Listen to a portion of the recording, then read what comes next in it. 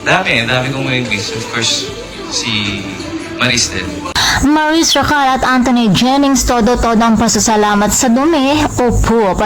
Si finale media conference ng Can't Buy Me Love na itanong ni OG Diaz kina Maris Racal at Anthony Jennings kung nagpapasalamat daw ba mga ito sa dumi dahil nga naman doon nagsimula ang lahat ng kanilang unexpected tambalan na isnoring na talaga namang tinangkilik ng mga manunood. Isang nakakatuwa at pabirong sinagot naman ito ni Maris. Ayon sa kanya, after daw niyang magdumi, tinitignan niya ito at nagpapasalamat siya dahil siya daw ang dahilan ng lahat. O diba nakakatuwa talaga itong si Maris?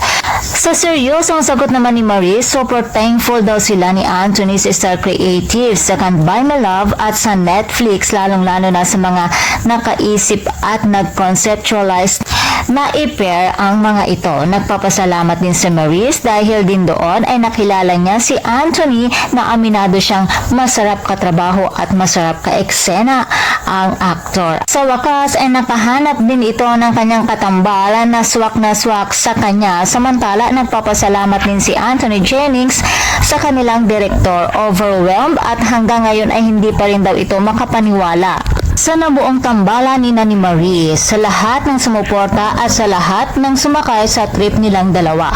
Ayon pa kay Anthony, madami daw siyang mamimiss at isa na doon syempre sa mamimiss niya ay si Maris Racal. Samantala, kahit malapit na matapos ang Can't Buy Me Love, madami pa din ang nagre-request na sana lamang daw ay na-extend pa sina Irene at Snoop dahil ngayon pa lamang ay madami na ang nakakamiss sa kanila. Kaya naman mga chikadoras, abangan na lamang natin sina Maris Racal at Anthony Jennings sa kanilang mga upcoming projects.